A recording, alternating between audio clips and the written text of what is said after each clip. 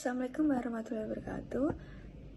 Kami dari kelompok 1 ingin mempresentasikan tentang sistem akuntansi utang. Sebelum masuk mulai presentasi, sebelum itu perkenalkan dari kelompok kami. Yang pertama saya Kartika Dwi Astuti dengan NPM 222. Selanjutnya rekan saya. Perkenalkan, nama saya Aisyah Malia Prasadani dengan 3 digit NPM terakhir 220. Perkenalkan, nama saya Gabriela Venetricia Fintias dengan 3 digit NPM terakhir 237. Perkenalkan, nama saya Mailani Sirna Nabila Birowo dengan NPM 3 digit terakhir 246. Saya Kartika Dwi Astuti dengan NPM akhir 222. Perkenalkan, nama saya Dandino Pratama dengan NPM 2401 3010 410. Saya Raya Ali Hafidha dengan NPM akhir 223. Masuk dalam sistem reatur pembelian. Nah, pertama adalah deskripsi tentang sistem reatur pembelian. Jadi barang yang diterima dari pemasok terkadang tidak sesuai dengan barang yang dipesan menurut surat order pembelian. Nah, ketidaksesuaian ini dapat terjadi jika barang yang diterima tidak cocok dengan spesifik barang atau karena barang diterima melewati tanggal pengiriman yang dijanjikan. Nah, sistem retur pembelian digunakan untuk pengembalian barang yang tidak sesuai pada pemasok.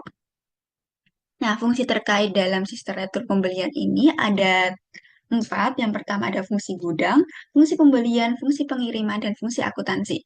Yang pertama ada fungsi gudang. Nah, fungsi gudang ini bertanggung jawab atas penerimaan dan pengecekan barang yang terima dari pemasok. Kedua ada fungsi pembelian. Fungsi pembelian ini bertanggung jawab untuk mengeluarkan memo debit untuk retur pembelian. Ketiga ada fungsi penerimaan yang bertanggung jawab untuk mengirimkan barang kembali kepada pemasok dengan perintah retur. Yang terakhir ada fungsi akuntansi. Nah, fungsi akuntansi ini mencatat transaksi retur dalam jurnal yang sesuai seperti jurnal retur, pembelian, atau jurnal umum. Nah, selanjutnya ada dokumen yang digunakan dalam sistem retur pembelian. Ada 2, yang pertama ada memo debit dan laporan pengiriman barang. Nah, memo debit ini formulir yang diisi untuk fungsi pembelian untuk memberi otorisasi bagi fungsi pengiriman membalikan barang yang telah dibeli. Kedua ada laporan pengiriman barang. Jadi dokumen ini digunakan untuk fungsi pengiriman untuk melaporkan pengiriman barang yang telah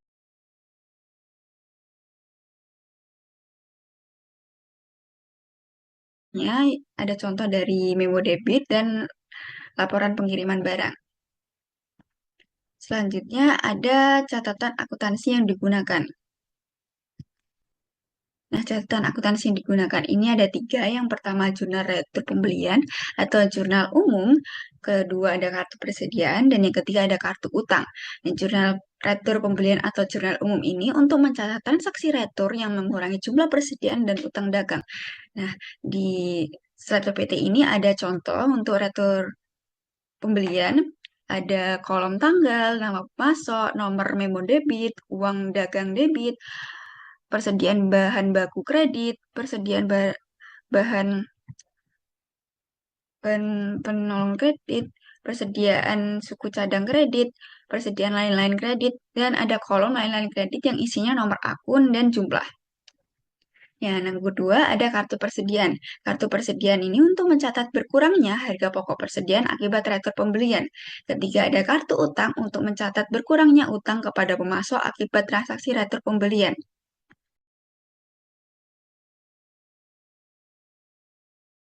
Selanjutnya ada prosedur dalam retur pembelian. Nah, prosedur dalam retur pembelian ini ada 3, prosedur pemerintah retur pembelian, prosedur pengiriman barang, dan prosedur pencatatan utang. Nah, yang pertama, prosedur perintah retur pembelian ini, pembelian barang yang diterima tidak sesuai perintah dan dikembalikan melalui instruksi fungsi pembelian. Kedua, ada prosedur pengiriman barang. Nah, jadi barang yang akan dikembalikan itu dikirim ke pemasok berdasarkan memo debit. Ketiga, ada prosedur pencatatan utang. Nah, fungsi akuntansi mencatat pengurangan utang dalam kartu utang berdasarkan dokumen memo debit. Selanjutnya ada unsur pengendalian internal. Jadi, pemisahan fungsi pembelian dan fungsi akuntansi. Retur pembelian harus dipisahkan untuk menghindari kesalahan atau kecurangan. Kedua, transaksi dilaksanakan lebih dari satu orang atau fungsi. Setiap transaksi harus melibatkan lebih dari satu orang atau lebih dari satu fungsi untuk memastikan kontrol yang lebih baik. Nah, selanjutnya ada sistem otorisasi dan prosedur pencatatan. Ada tiga tahapan. Yang pertama, retur pembelian diotorisasi oleh fungsi pembelian dalam bentuk memo debit itu. Terus yang kedua, mohon maaf, ada 4 ya tadi. Yang kedua itu laporan pengiriman barang diotorisasi oleh fungsi pengiriman. Selanjutnya, pencatatan akuntansi harus disesuai dengan dokumen yang lengkap. Dan keempat, pencatatan akuntansi harus dilakukan oleh karyawan yang berwenang. Selanjutnya ada praktik sehat dalam sistem retur pembelian. Nah, apa sih praktik sehat itu? Praktik sehat ini lebih berfokus pada pengelolaan dokumen dan pencatatan akurat untuk memastikan transparansi, akurasi, dan pengendalian yang baik dalam proses retur pembelian. Nah, ada dua. Yang pertama ada penggunaan formulir unit bercetak. Jadi, formulir unit bercetak adalah cara pengelolaan formulir yang baik dan benar. Setiap transaksi retur pembelian harus dicatat dalam formulir yang bernomor yang terkontrol dengan baik untuk mencegah kehilangan atau duplikasi transaksi. Nah, formulir yang memiliki nomor unit akan memudahkan dalam pelacakan transaksi dan memastikan bahwa setiap transaksi dikendalikan dengan baik. Kedua, ada pengendalian dokumen dengan nomor yang tertentu. Dokumen sumber seperti memo debit dan laporan pengiriman barang harus diberi nomor secara sistematis untuk menghindari kehilangan atau pencatatan ganda. Nah, pengolahan nomor dokumen ini memastikan bahwa setiap transaksi retur pembelian yang dilakukan tercatat dengan baik dan bisa dilacak jika perlu di kemudian hari.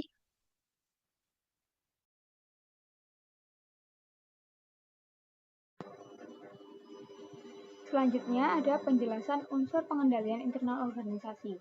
Di sini dibagi menjadi dua. Yang pertama ada fungsi pembelian harus terpisah dari fungsi akuntansi. Untuk penjelasan lebih lanjutnya ada di penjelasan unsur sistem pengendalian internal dalam sistem akuntansi pembelian. Nah, yang kedua, ada transaksi harus dilaksanakan oleh lebih dari satu orang atau lebih dari satu unit organisasi. Karena unsur sistem pengendalian internal yang dirancang untuk sistem retur pembelian adalah transaksi retur pembelian harus dilaksanakan oleh fungsi pembelian, fungsi pengiriman, fungsi pencatatan utang, dan fungsi akuntansi yang lain. Tidak ada transaksi retur pembelian yang dilaksanakan secara lengkap hanya oleh satu fungsi tersebut.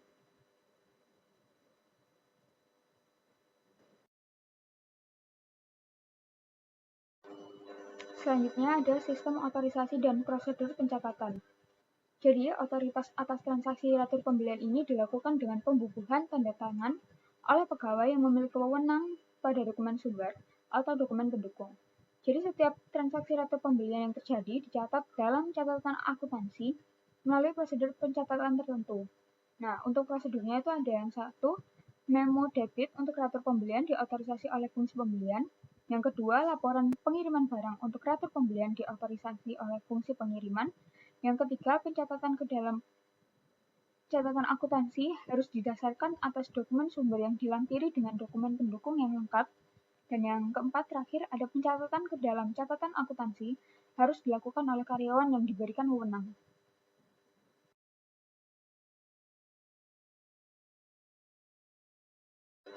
Selanjutnya kita bakal bahas tentang praktik yang sehat. Jadi untuk menjalankan praktik yang sehat dalam sistem akuntansi pembelian ini ada beberapa cara, yaitu yang pertama penggunaan formulir bernomor unit tercetak yang bertujuan untuk mengawasi dengan merancang formulir yang bernomor urut tercetak dan penggunaannya dipertanggungjawabkan oleh fungsi yang bersangkutan. Yang kedua ada catatan yang berfungsi sebagai buku pembantu utang secara periodik direkonsiliasi dengan akun kontrol utang dalam buku besar.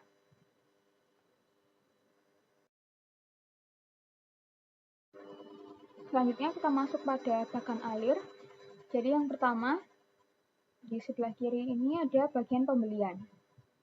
Pertama, mulai start proses retur pembelian, lalu membuat memo debit, dokumen utama dalam retur pembelian. Kemudian memo debit dibuat sebanyak beberapa rangkap, ditunjukkan oleh simbol dokumen yang bertumpuk itu. Lalu yang terakhir, dokumen-dokumen dikirimkan ke bagian pengiriman. Selanjutnya, pada bagian pengiriman, Yang pertama itu ada menerima memo debit dari bagian pembelian, yang kedua menerima barang dari gudang dan mengirimkannya ke pemasok, yang ketiga membuat laporan pengiriman barang, yang keempat menggabungkan memo debit dan laporan pengiriman barang, dan yang kelima yang terakhir mengirimkan dokumen tersebut ke pemasok sebagai packing slip atau slip pengepakan. Nah, selanjutnya di bagian gudang itu yang pertama menerima memo debit dari bagian pembelian, lalu mengeluarkan barang dan mengirimkannya ke bagian pengiriman, yang terakhir mencatat pengeluaran barang dalam kartu gudang. Untuk selanjutnya ada bagian jurnal. Pertama menerima LPB dan memo debit dari bagian lain, lalu melakukan catatan ke dalam jurnal retur pembelian. Selanjutnya, bagian utang yang pertama menerima LPB dan memo debit, lalu membandingkan kuantitas barang dalam LPB dengan memo debit, dan yang ketiga mengirimkan memo debit plus surat pengantar ini ke pemasok. Nah, terakhir pada bagian kartu persediaan, yang pertama ini menerima LPB dan memo debit, lalu mengisi harga pokok persediaan dalam kartu persediaan, lalu terakhir mengarsipkan bukti kas keluar untuk yang belum dibayar. Jadi saya akan menjelaskan tentang prosedur pencatatan utang. Di dalam prosedur pencatatan utang itu ada dua metode. Yang pertama ada metode account payable procedure dan yang kedua ada metode voucher payable procedure. Di metode account payable procedure, catatan utang itu berupa kartu utang yang diselenggarakan untuk tiap kreditur yang memperlihatkan catatan mengenai nomor faktur dari pemasok, jumlah yang terutang, jumlah pembayaran, dan juga saldo utang. Sedangkan kalau misal di metode voucher payable procedure itu tidak diselenggarakan kartu utang, namun sebagai gantinya ada arsip voucher atau bukti kas keluar yang disusun menurut abjad atau sesuai tanggal jatuh temponya. Nah, arsip bukti kas keluar ini digunakan untuk mencatat utang. Lalu ada dokumen yang digunakan di account payable procedure. Yang pertama ada faktur dari pemasok dan yang kedua ada kwitansi tanda terima uang yang ditandatangani oleh pemasok tembusan surat pemberitahuan atau remittance advice yang dikirim oleh pemasok berisi keterangan untuk apa pembayaran itu dilakukan. Yang ketiga ada catatan akuntansi yang digunakan. Catatan akuntansi yang digunakan dalam metode account payable procedure itu ada 3. Yang pertama ada kartu utang, yaitu berisi mengenai mutasi dan saldo utang untuk tiap kreditur. Yang kedua ada jurnal pembelian, dia fungsinya untuk mencatat transaksi pembelian. Yang ketiga ada jurnal pengeluaran kas, dia fungsinya untuk mencatat pembayaran utang dan juga pengeluaran kas yang lain. Lalu selanjutnya ada prosedur pencatatan utang dalam metode account payable procedure. Nah, jadi awal mulanya itu pada saat faktur dari pemasok itu setelah disetujui untuk dibayar, maka faktur dari pemasok dicatat dalam jurnal pembelian. Lalu informasi yang ada di jurnal pembelian itu diposting ke dalam kartu utang yang sudah diselenggarakan untuk tiap kreditur. Lalu itu disebutnya itu pencatatan transaksi timbulnya utang. Yang kedua ada pada saat jumlah faktur itu dibayar, kwitansi dari pemasok atau cek dicatat dalam jurnal pengeluaran kas. Lalu informasi yang terkait dengan bayaran utang yang ada di jurnal pengeluaran kas itu akan diposting ke dalam kartu utang dan itu akan disebut pencatatan transaksi pembayaran utang.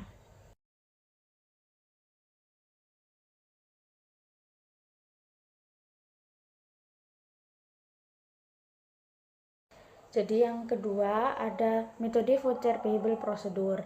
Nah, di metode ini tidak diselenggarakan kartu utang, namun sebagai gantinya ada arsip voucher atau bukti kas keluar sebagai catatan utang itu sendiri. Nah, arsip voucher atau bukti kas keluar ini disusun menurut tanggal jatuh temponya atau sesuai abjad. Dalam voucher payable procedure, pencatatan utang hanya melalui 2 tahap saja. Yang pertama, melalui tahap register bukti kas keluar, yang kedua melalui jurnal pengeluaran kas. Nah, tapi di beberapa prosedur atau di satu prosedur itu ada yang hanya melalui satu tahap saja. Lalu ada dokumen yang digunakan, yakni bukti kas keluar atau kombinasi bukti kas keluar dan cek. Nah, bukti kas keluar ini merupakan formulir penting yang formulir pokok dalam voucher payable procedure. Formulir ini memiliki 3 fungsi. Yang pertama, sebagai surat perintah kepada bagian kasa untuk melakukan pembayaran sesuai yang tercantum di dalamnya. Yang kedua, sebagai surat pemberitahuan kepada kreditur terkait tujuan pembayaran itu dilakukan atau remittance advice. Terus yang ketiga, sebagai media untuk dasar pencatatan utang dan persediaan atau distribusi lain. Terus ada catatan akuntansi yang digunakan, ada 2. Yang pertama ada register bukti kas keluar, dan yang kedua ada register cek atau cek register.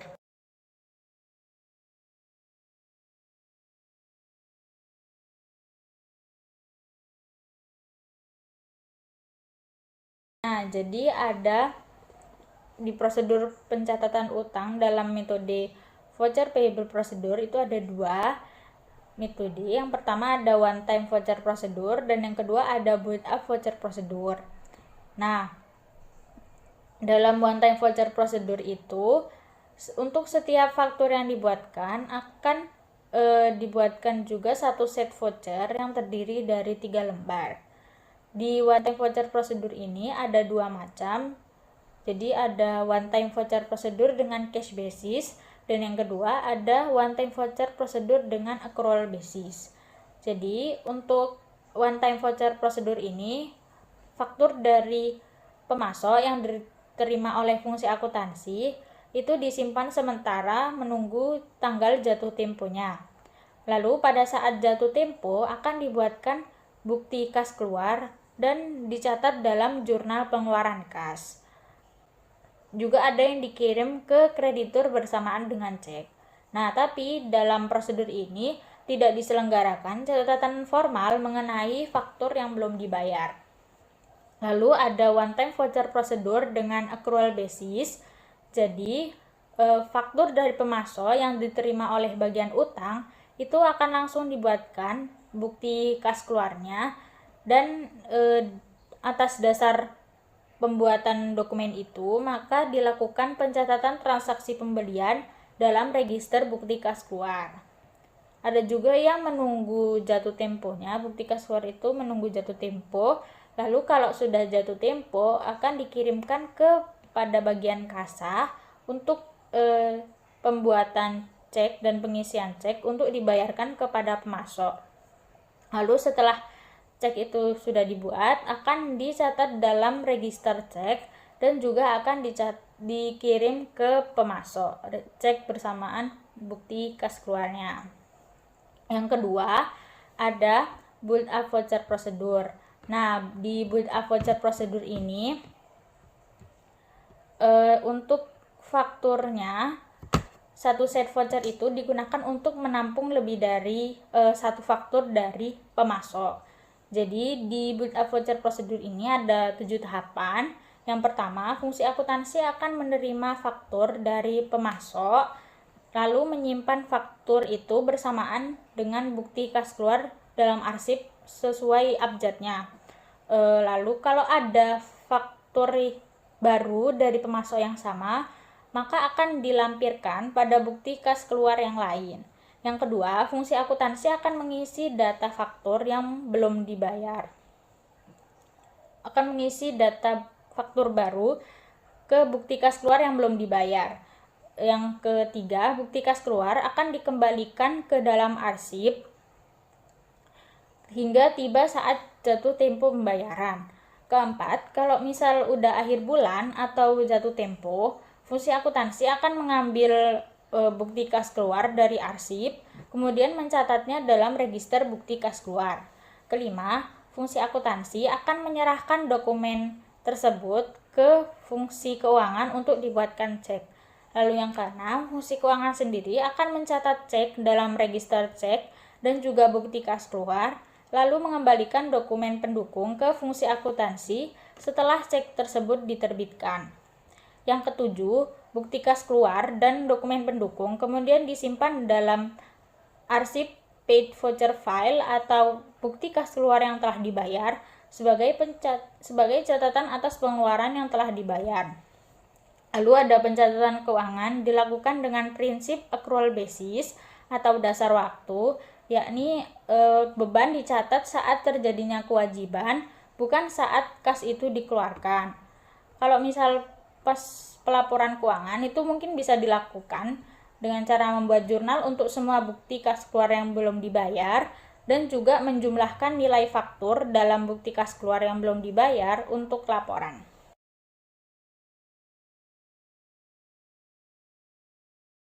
Oke, di sini saya akan menjelaskan mengenai distribusi pembelian. Dalam konteks perusahaan manufaktur, klasifikasi distribusi pembelian ini dibagi menjadi 3. Yang pertama itu bahan baku, yang dibagi lagi berdasarkan jenis bahan baku, berdasarkan produk yang menggunakan bahan baku tersebut, dan gabungan keduanya. Dan yang kedua adalah suku cadang. Jadi suku cadang ini hanya berdasarkan jenis suku cadang. Ketiga, ada klasifikasinya ini berasal dari beban dari jasa yang dibeli.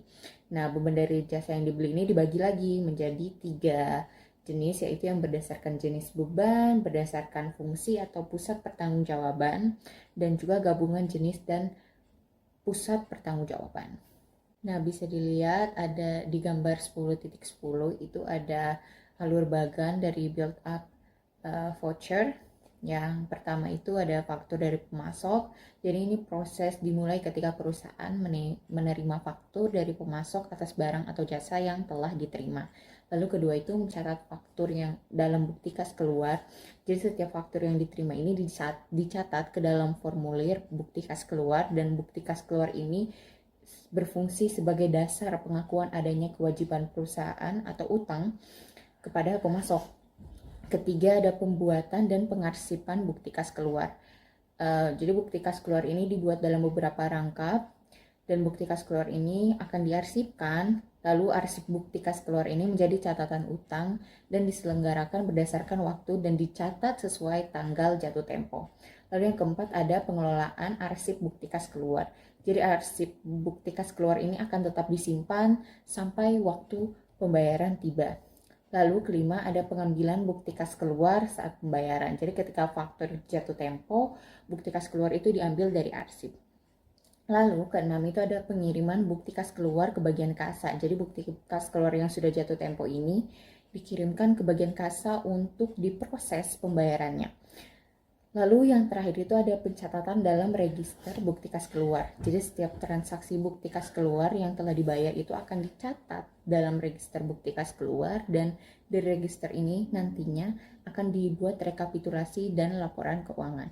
Inti prosesnya itu faktur, lalu dicatat dalam bukti kas keluar, lalu diarsipkan dan akan diambil saat jatuh tempo, lalu dibayar dan dicatat di register bukti kas keluar. Nah, lalu ada metode distribusi pembelian. Nah, metode distribusi pembelian ini dibagi menjadi 5. Yang pertama itu metode jurnal berkolom atau metode spreadsheet. Terus habis itu ada metode akun berkolom. Lalu yang ketiga ada metode akun tunggal atau unit account method. Terus ada metode tiket tunggal yaitu unit ticket method. And then yang kelima ada metode distribusi dengan komputer. Mulai dengan metode jurnal berkolom. Jadi yang pertama dalam metode jurnal berkolom itu ada jurnal pengeluaran kas. Nah, jurnal ini akan digunakan saat pembayaran faktur kepada pemasok, lalu akan ada distribusi akan dilakukan berdasarkan dasar tunai atau cash basis, lalu diperlukan kolom klasifikasi sesuai jenis, biaya atau pembelian. Dan unit transaksi biaya yang belum dibayar itu mencakup pertama rekapitulasi yang dibuat di akhir bulan, lalu jurnal umum dicatat dalam debit biaya dan kredit utang. Jadi biaya di debit, utang di kredit. Lalu dilakukan jurnal pembalik atau reversing entry di awal bulan berikutnya. Dan jurnal pengeluaran kas ini cocok untuk pelaporan akrual jika ada faktur yang belum dibayar, dan bisa dilihat contoh jurnal pengeluaran kas ini ada di 2 gambar paling atas, yang kanan dan kiri. Jadi yang kiri itu yang pertama setelah teks ini itu jurnal pengeluaran kas halaman sebelah kiri, dan sampingnya adalah jurnal pengeluaran kas halaman sebelah kanan. Lalu masuk ke jurnal pembelian. Jadi jurnal pembelian ini digunakan saat faktur itu disetujui untuk dibayar, bukan saat si faktur ini jatuh tempo. Nah, distribusi dilakukan berdasarkan dasar akrual dan mencatat lebih awal kewajiban dan memudahkan pelaporan secara periodik. Lalu jurnal pembelian ini dilengkapi kolom-kolom distribusi sesuai klasifikasi pembelian atau biaya. Saya akan menjelaskan gambar 10.12. Nah, yang pertama itu dimulai dari faktur dari pemasok itu diterima. Jadi perusahaan akan menerima faktur dari pemasok sebagai bukti transaksi pembelian barang atau jasa. Yang kedua itu ditunggu sampai saat jatuh tempo. Jadi faktur tersebut itu akan disimpan dan baru diproses pada saat tanggal jatuh tempo pembayaran tiba. Dan ini tuh menunjukkan bahwa pencatatan pembayaran itu dilakukan berdasarkan waktu pembayaran, bukan saat faktur itu diterima. Lalu yang ketiga itu ada pencatatan dalam jurnal pengeluaran kas berkolom. Nah, pada saat faktur ini jatuh tempo dan pembayaran dilakukan, faktur itu akan dicatat ke dalam jurnal pengeluaran kas berkolom. Lalu, jurnal ini itu akan berfungsi sebagai alat distribusi untuk mengelompokkan pengeluaran berdasarkan jenis biaya atau persediaan yang terkait. Lalu keempat ada tahapan posting ke buku besar. Jadi setelah dicatat dalam jurnal pengeluaran kas, data transaksi itu diposting ke akun-akun di buku besar sesuai klasifikasinya. Yang kelima itu ada pembuatan laporan keuangan. Nah, dari buku besar tadi itu data transaksi selanjutnya digunakan untuk menyusun atau membuat laporan keuangan perusahaan itu sendiri. Saya akan menjelaskan gambar 10.14. Jadi ini adalah dimulai dari faktur dari pemasok itu diterima. Jadi perusahaan itu menerima faktur sebagai bukti transaksi pembelian barang atau jasa. Lalu kedua dilakukan pencatatan ke jurnal pembelian berkolom. Nah, jadi faktur yang diterima tadi itu langsung dicatat ke dalam jurnal pembelian berkolom. Dan dalam jurnal ini nanti pendebitan didistribusikan ke akun-akun tertentu seperti persediaan, biaya produksi, biaya administrasi, dan lainnya. Lalu ketiga itu ada distribusi dilakukan atas dasar waktu atau accrual basis. Distribusi transaksi itu dilakukan pada saat faktur diterima, bukan saat pembayaran dilakukan. Lalu ini berarti utang itu dicatat lebih awal sesuai prinsip akuntansi akumulasi atau accrual basis untuk mencerminkan kewajiban perusahaan walaupun kas itu belum keluar. Lalu keempat ada proses posting ke buku besar. Jadi data dari jurnal pembelian itu akan diposting ke akun-akun di buku besar. Dan kelima itu ada pembuatan laporan keuangan. Jadi buku besar itu jadi dasar untuk menyusun laporan keuangan perusahaan.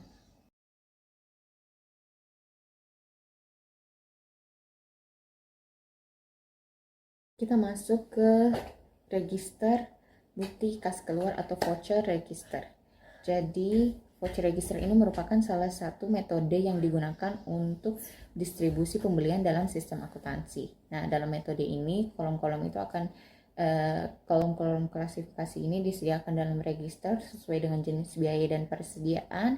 Lalu setiap akhir bulan akan dilakukan rekapitulasi dari setiap kolom, dan hasil rekapitulasi ini kemudian akan diposting ke akun buku besar masing-masing.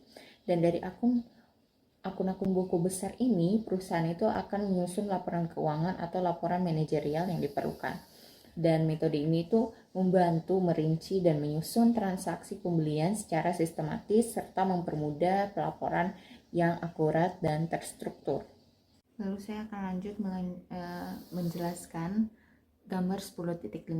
Jadi yang pertama itu adanya bukti kas keluar. Jadi bukti kas keluar ini dibuat sebagai dokumen awal yang mencatat transaksi pembayaran yang dilakukan oleh perusahaan.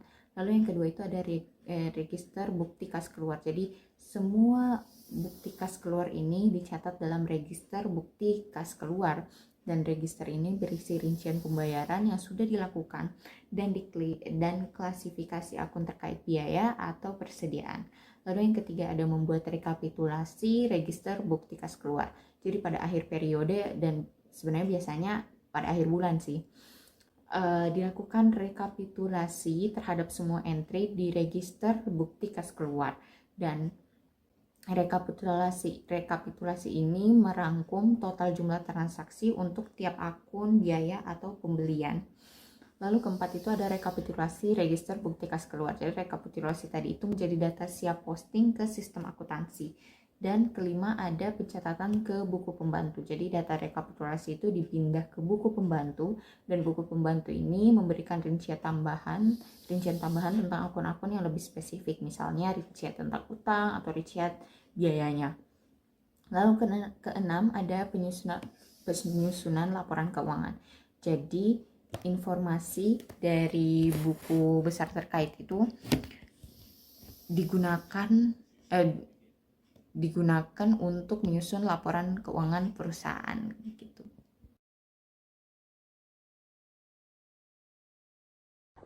Selanjutnya saya akan menjelaskan metode akun berkolom. Akun berkolom ini biasanya merujuk pada sistem pencatatan keuangan atau akuntansi di mana informasi dicatat dalam format yang terdiri dari beberapa kolom. Setiap kolom mewakili kategori atau elemen spesifik dari transaksi keuangan. Nah, di sebelah saya ini ada contoh akun berkolom, dan di atas saya ini ada prosedur distribusi dengan akun berkolom, yaitu ada bukti kas keluar, kemudian register bukti kas keluar, akun berkolom, dan laporan keuangan.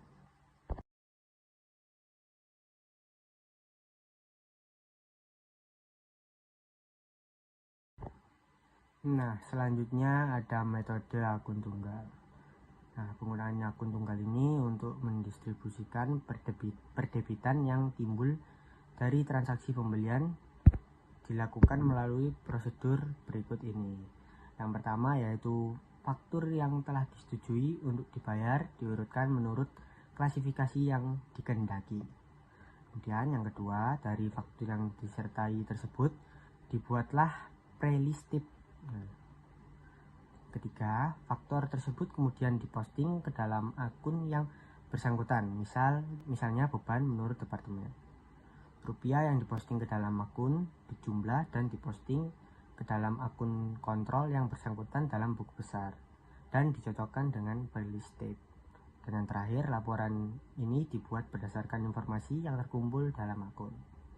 Nah, sebelah saya ini, kanan saya ini, itu adalah contoh akun tunggal. Nah, contohnya akun tunggal tuh.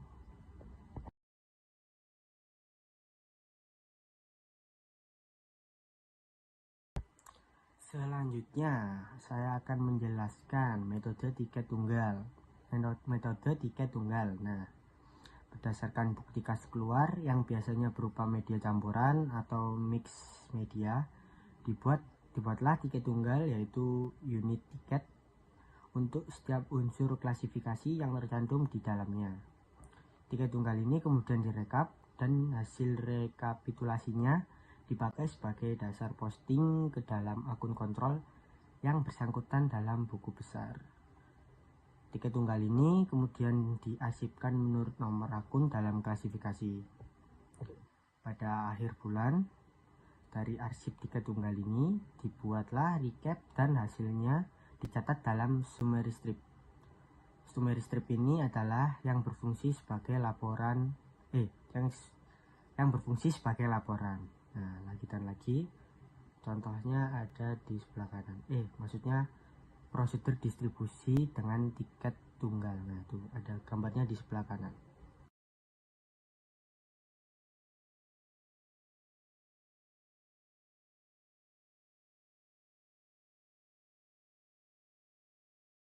Selanjutnya adalah metode distribusi dengan komputer.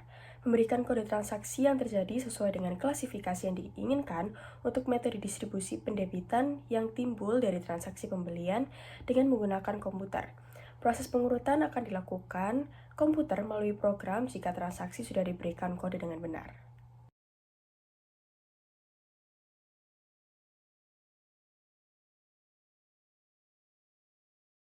Yang ada pada slide ini merupakan contoh dari kerangka pemberian kode akun beban, sehingga setiap bukti kas keluar atau faktur pembelian diberikan kode debit menurut kerangka pemberian kode yang sudah ada pada gambar tersebut.